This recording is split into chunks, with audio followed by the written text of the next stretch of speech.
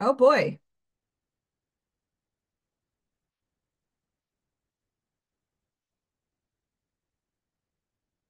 Hi, everybody. This is Allison from Alley Cat Creations. How are you? Please like, share, and subscribe to my channel if you haven't done so already. And if you get anything from my work, a connect the dot, an epiphany, a mind explosion, a new book to read, a new author to explore, please consider supporting my work. All the links are at the bottom of the description. Pyramids, skulls, I have floral skulls, gem skulls, business card holders, hearts. We'll see if a cat joins me today. Paintings. There we go. Somewhat. I have pyramids behind me, artwork, all that fun stuff you could check out. Sorry, on alleycatcreations211.com. The link is on YouTube and in the description. Hi, everybody. Allergies still encompassing my life, coughing like an animal. Although that's a sign it's coming up, coming out, getting me clear. Fun times. Um, we're going to do the message of Aquaria today, the spiritual birth. Yes, right? Spiritual birth. Yeah. Before I begin, I just want to put a preference out that I'm probably going to have to get a second part-time job amongst the first time full-time shit show job. I love it. It's my mission, but it ain't paying my bills and I'm in financial collapse. Um, I'm trying to find remote work, not really getting anywhere with it. I applied for a bunch of things, didn't hear back, and I need something like ASAP. So I'm putting myself out there all over the place in hopes that someone takes me. Um, that doesn't mean I'm going to end the channel. The channel will still be here. It's just a matter of how frequently I'm able to do readings. Um, I'm already half dead after I get off the first job. It's going to be interesting how I'm going to survive after the second. But in the meantime, I'm here and I'm going to persevere through it all. Spiritual birth. Quote, marvel not that I said unto thee, ye must be born again. That which is born of the flesh is flesh, and that which is born of the spirit is spirit. The wind bloweth where it listeth, and thou hearest the sound thereof, but canst not tell whence it cometh and whither it goeth. So is everyone that is born of the Spirit. End quote. St. John. Quote, seeing that ye have put off the old man with his deeds, and have put on the new man, which is renewed in knowledge after the image of him that created him. End quote. Colossians. In all presentations of religion, much is said of a rebirth, a change of heart, a renewed life, and so forth. Yet little is taught exoterically as to the process of the laws of its obtainment. Such a vital change is not a chance occurrence or merely a vague mystical dream, the result of strong emotion, proud hysteria, or even a religious contemplation alone. It comes as a result of definite growth, the working out of definite law of nature, and in accord with the cycle law of the individual. Neither can the above text be classed as mere allusion to the law of reincarnation, although it does show a familiarity with that law in those days. The reference in the text to the wind blowing, where it listeth, is intended to give some conception of how man is a manifestation of spirit. No one has seen the wind, yet its velocity is measured. its effects upon physical planes scientifically studied, and its power harnessed to work for man. So is it with the spirit. While it is all pervading and omnipresent and can be cognized only by the eye of the spirit, yet its action in human body is regulated by definite laws and can be studied. When man knows these laws of the spirit, then as with Jesus, both the wind and the sea will obey him, and he can harness them to accomplish in his life, according to the axiom as above, so below. To understand the spiritual birth, let us consider the laws of physical birth. During the period of gestation, the unborn child is attached to the mother by the placenta, from which it is suspended in the amniotic waters by the umbilical cord. This cord is threefold in its structure, being made up of two arteries and a vein twisted together like the strands of a rope. Through this cord, the growing infant receives life, nourishment, magnetism, and love from the mother, and all the forces of the universe necessary to bring forth on the physical plane. It is much like the stalk of a plant, which transmits the forces and substances from the soil. The characteristic trend of thought of the father, his physical peculiarities and traits, as well as those of the mother. Also, the karmic influences generated by the soul in the former incarnations form the threefold stalk on which the child must grow. Hence, all three factors modify the growing body and constitute its physical heredity. Heredity, however, has to do with the body and the personality and not with the soul. For during the period of preparing a body of flesh or coat of skin, the soul is but overshadowing and superintending the process. Only after the body is born does the soul gradually begin to gain direct influence over it, but it can never fully manifest until a new and spiritual vehicle is built up within the physical, or until the seed pattern of the real life, which lies dormant in the soil of the flesh for many incarnations, begins to develop and ultimately comes to birth. For until the vital sap of life can flow unimpeded through the stalk, the flower cannot bloom, nor the tree bear fruit. Since the body is literally born of flesh, it naturally must come under and be obedient to the law of the flesh, the law of the physical plane. In fact, the law is implanted in every cell and atom of the body, for nothing can manifest on earth except under the law. Jesus said, quote, "Think not that I am come to destroy the law or the prophets. I am come not to destroy, but to fulfill. For verily I say unto you, till heaven and earth pass, one jot or one tittle shall in no wise pass from the law until all be fulfilled." End quote. This refers to the natural and universal law of physical manifestation, the law of polarity or duality, and not as has generally been exposed to the Mosaic law or to the guidance through inspiration, prophets. If it referred to those laws alone, it was a false statement, for both the Mosaic and the Christian law. Many things have passed away and have been regulated to the limbo of mistaken ideas or wrong conceptions of truth before the law as a whole has been fulfilled. Yet on the whole, or in its essence, it must be fulfilled.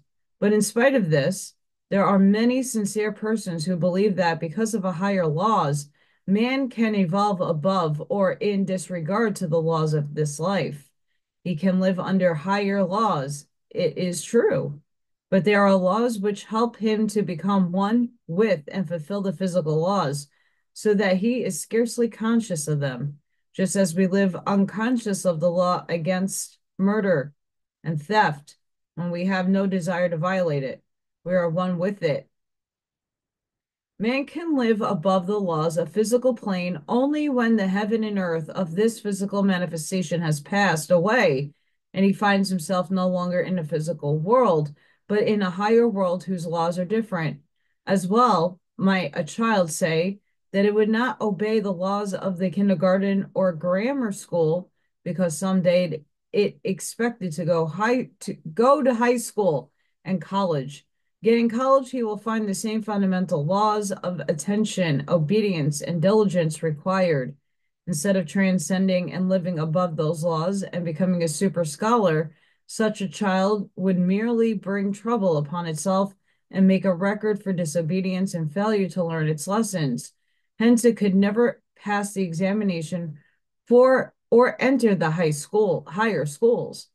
And if even Jesus clothed his immortal spirit in a garment of flesh and became subject to the law of the flesh, not to destroy it, but to fulfill it in its highest, purest, holiest, and most perfect way, when those who aspire to be his followers try to do the same, they will the quicker prepare themselves in the only possible way for the new birth. Interesting there. Co-host number 4, Miss Freya. The main object of each earthly embodiment of the immortal soul is to take another step in preparing for manifestation of its divine sonship, with all the potencies, powers, and capacities which it inherits from a divine parent, its spiritual heredity, and to manifest them in harmony with the laws of the physical world. The spiritual birth is the most important conscious step towards sorry, toward the great completion of manifestation. Just as the physical child is attached to the mother by the umbilical cord, so we attach to the divine mother. The whole universe is the product of 3 mighty streams of force which pass through all realms and are connected with all things in all worlds like a mighty lifeline or umbilical cord carrying life, love, and light. Understanding. This is twisted cord proceeding from the divine mother, which sustains all things that are not yet brought forth in the fullness of their perfection. This cord carries the force of divine Trinity. From the Father comes life, the will to be, the universal one life from which all manifestations of life proceed, yet which is sterile and unproductive unless joined with force of the mother. From the mother comes love, immortal divine love, the power which cherishes, sustains, and brings forth. From the sun comes the light, the sun force, or the Christ force, the offspring of the father, mother, or life and love manifested in objective universe. Likewise, there is a cord, invisible yet real, which connects each soul with its spiritual parents. And over this cord, there is a force continually poured into man that ever seeks to bring him to the point of spiritual birth where he can stand forth truly as a son of God. Silver cord. How then shall we attain to the spiritual birth? Must we ask, as did Nicodemus, quote, how can a man be born with his when he is old? Can he enter the second time into his mother's womb and be born? Even if we are old in the sense of being world weary and no longer satisfied with the pleasures of diversions of life, we must still have our spiritual birth from the womb of the Divine Mother. But first, we must learn to love our mother and realize that we have not been left like forsaken children, lonely, sad, and weeping in the darkness of earth conditions with no comforter, but that we have a loving spiritual mother, the great universal mother, or the love aspect of the Godhead, who is always watching over us and waiting for our period of gestation to give us spiritual birth. But we have first to grow tired or indifferent to the pleasures of the earth life, tired of reacting exclusively to the vibration from the outer world, and long for a higher life and begin to respond to it. Then we practically die to the pleasures of earth or to our response to them.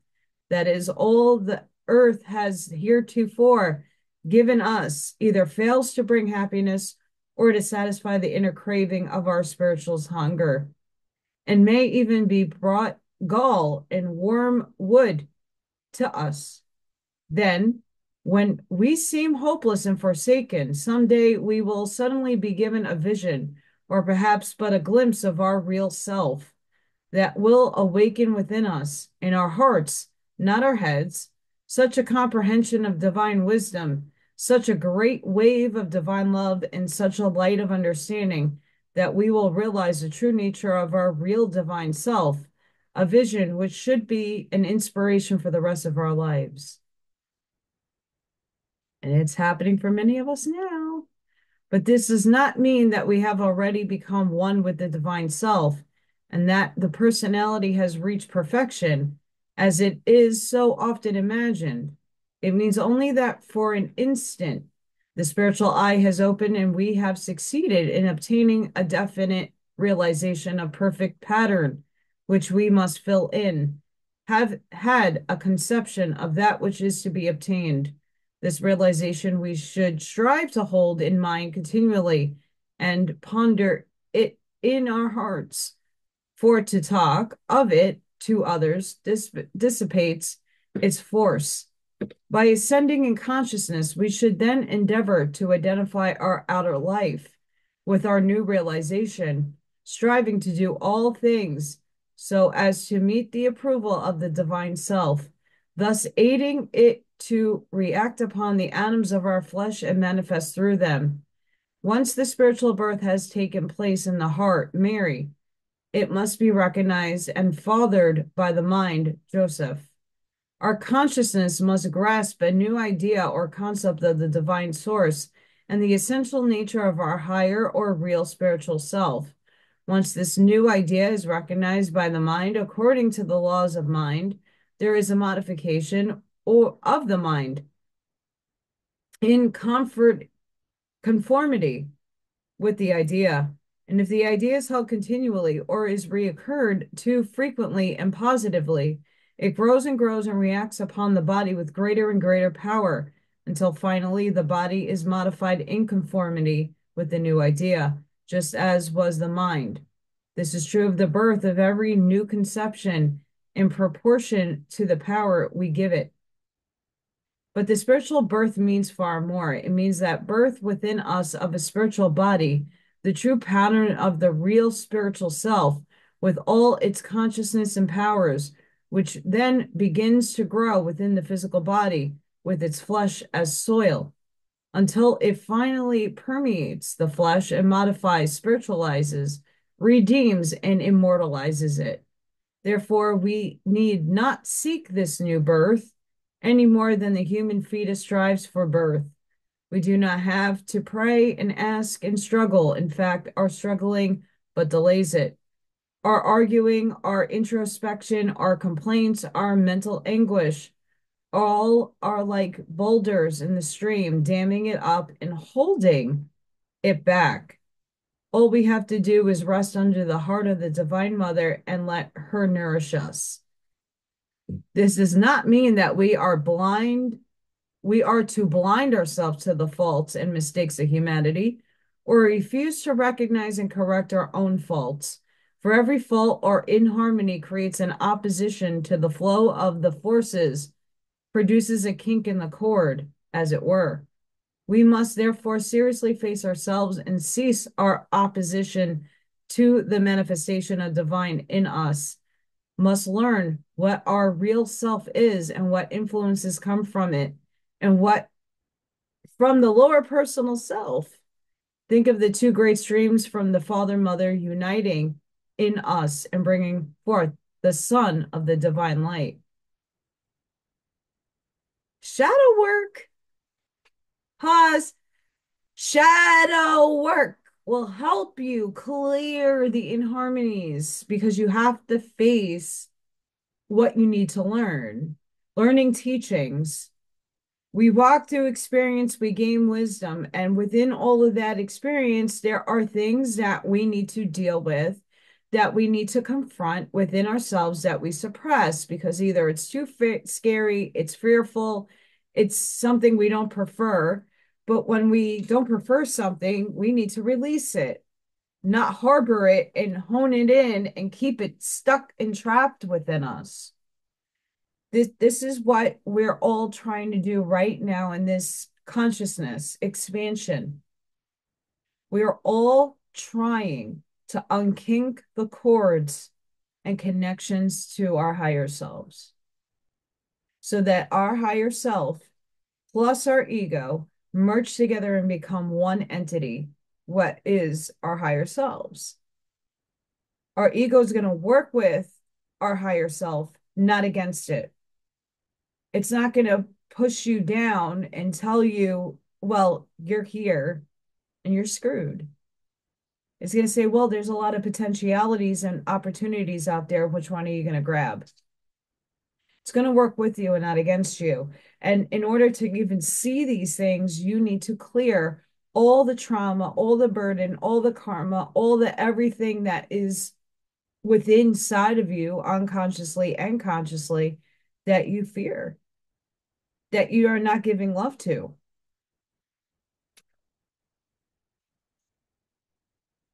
Then, through aspiration and the realization of our heritage and meditation upon our divine higher self, and an effort to live as a spiritual being instead of as a child of the flesh, we raise our consciousness into the spiritual world where we are open to the impress of the pattern of our real self. It is still the same perfect pattern of the divine self with which we began our pilgrimage through the lower worlds. But until now, owing to the density of matter and the limitations of the flesh, we have almost lost touch with it. Hence, it is not easy now to reach up to its realization. Guys, this was written in the early 1900s. How the my mind's blown. Once again, what they're writing has been explored in like 1919, 1920, even 1930s.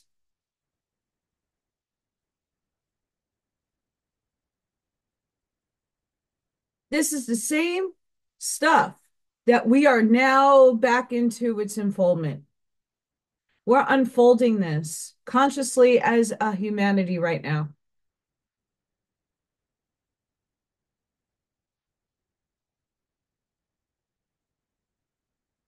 This is what we're doing, whether you're conscious of it or not.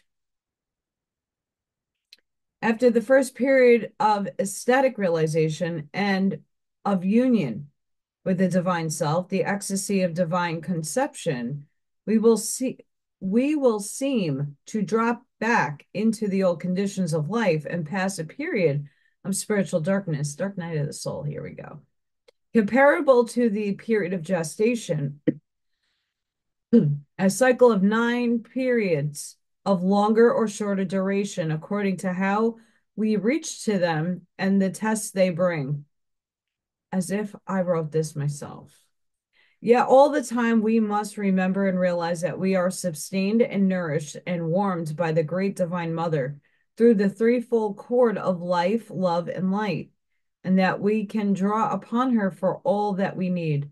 During the periods of darkness of our soul, spiritual gestation, instead of becoming discouraged at the darkness and feeling that we might as well give up, realize that all we have to do is to cease struggling and absorb the forces from the divine mother, for it is through her that we are fed and sustained and all our wants supplied, even though, like the physical fetus, we seem to be blindly floating in the amniotic waters of the great ocean of life, shut up in the darkness of the womb of the divine mother.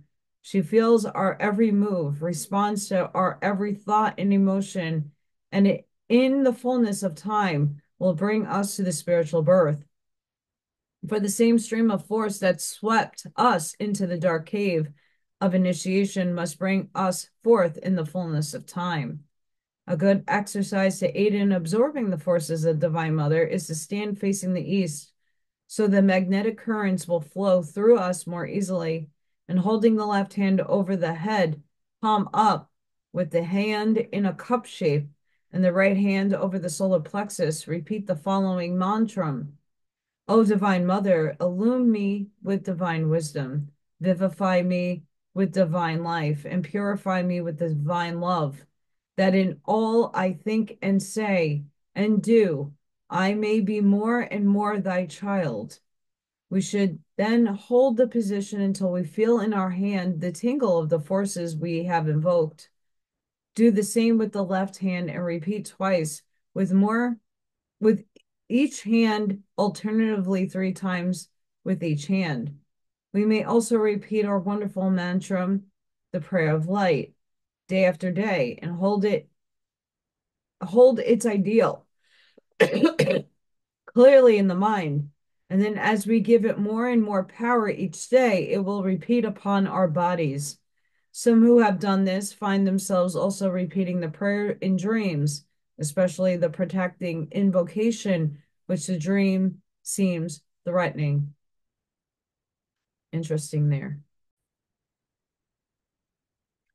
Let us determine to struggle no longer, to cease opposition, to cease complaining, and rest in the peace of realization. Rest in the knowledge that because life and love and light are universal, and that there is no part of the universe where they are not. They cannot be a cell or an atom of our bodies or a faculty of our minds where they are not. Hence, the great lifeline unites us with all that is. Let us also remember that if we are still unborn spiritually, for that very reason the Divine Mother carries us under her heart and pours out her love more abundantly and travails in pain with us until the Christ, the light, be born and manifested in us. Without the manifestation of divine life, divine love, and divine light, through us, the whole universe is imperfect. To that extent, each soul is needed and each is beloved of the Divine Mother Father. Therefore, rest in the Lord, law, and wait patiently on him. For this is the law of our being, and it cannot pass away until it's fulfilled in our flesh. For in our flesh, we must ultimately see and realize God. I'm going to leave it there. There's a lot, there's so many components to this section that, my goodness.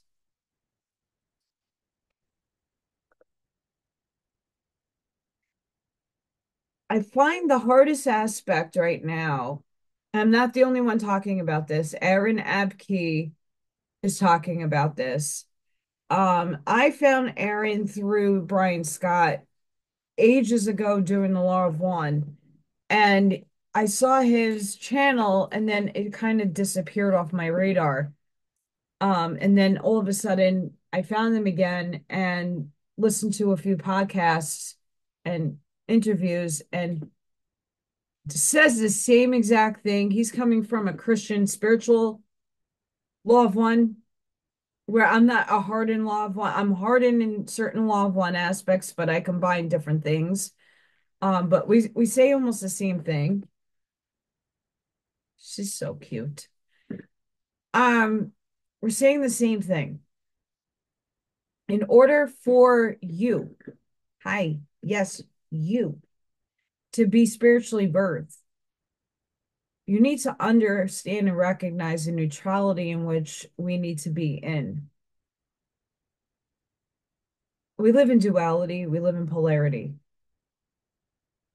In order to be at one with source, and all that is to see all that is as source.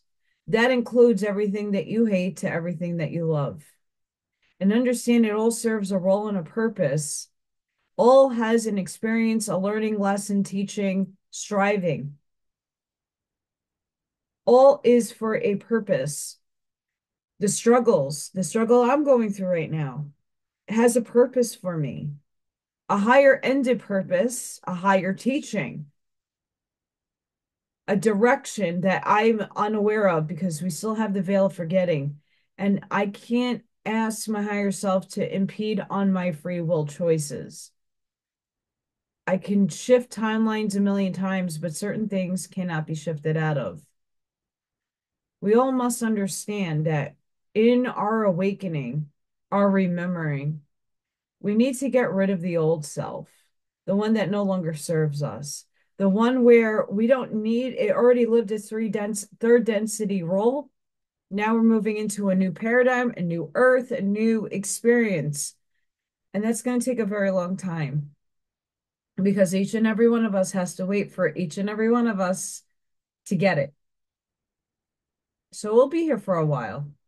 But in the meantime, this is where we fine tune our compassion, our unconditional love, our work on self. To be a service to yourself and others requires you to do the work on yourself. That also requires you to take a stand back at times to become the hermit, to go in the hermit's journey, so that you can introspect and heal all the components of you that you can actually see that you need work on. Some, for a lot of us, a lot of it is unconscious. It's a lot of other selves integrating in this body that we are like, okay, where did that come from? You could do all the pondering and thinking back into your time space past and go, well, I don't understand why I have this feeling. I can't come up, oh, past life of the self. So this section is really saying the same thing that I and Aaron Abke and so many other people are speaking on. Um, Go check his channel out. I don't have a link at the moment, but Aaron Abke, uh, he is very huge in the law of one.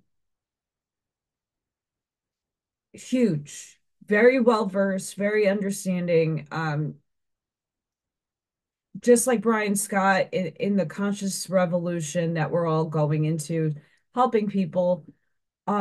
These people are very important because if you don't understand me, you'll probably understand one of those two. And if you don't understand those two, there are a plethora of other people that are out there trying to rattle you with love that you got to start making changes in the way you think. A lot of people are stuck right now on the victim victimizer, on the understanding that the people who are doing horrible things to children all serve a purpose. Their perception is different from yours, and we can't just say null and void because they're a part of it all and is God's expressing through them too. When we get out of the separation, I feel a lot of us will advance further. We need to shift and transmute the energy that's awry and unharmonious with us right now. And instead of complaining about the cloud seeding and the this and the that that's all negative and out to kill you, what are you doing? Transmute it. So spiritual birth is a very painful process. It's one that brings you closer to your higher self and to source itself. It helps you grow as a human being, as a mature soul. It helps you identify with picking yourself apart objectively and not one of harshness. It's to see that we all have our issues, our faults, and that we can heal them. We are connected. String theory is a real theory. If we all have chords, strings, entangled to source and to each other, there you go. It's there. It's just getting the mathematics to prove it. So guys, as cute little Freya, chunky monkey over here,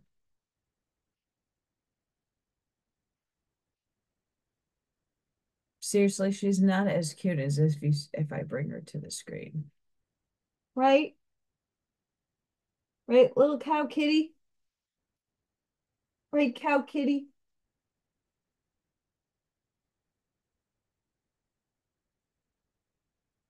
You're adorable. Love this cat. And Odin is over on my beanbag laying down. So I hope all of you do the work. I press this in so many of my videos. I continuously do the work, and I've grown very heavily and matured myself in many, many different aspects that now I'm bringing to the forefront and hoping that other people want to emulate, be the model for that. And you guys can be the model for the people in your communities. That's why we're all here and spread apart. So, with that, sending each and every one of you love, light, compassion, grace, shielding, and protective energy. Please go within. Be the shoulder for somebody to lean on. Be the lighthouse to shine your light in the darkest places. Seize your truths without spew bombing on people, but helping them unconsciously unravel something they could possibly one day obtain consciously. And be the light. Yeah, be the light. Have cute kitties in your life or doggies. And I hope to see you guys on the next one. Thank you for your support. Please don't forget to like, share, and subscribe. It helps me, gets the word out, and it helps humanity start upgrading because we need it. And please be safe, be seen. Bye for now.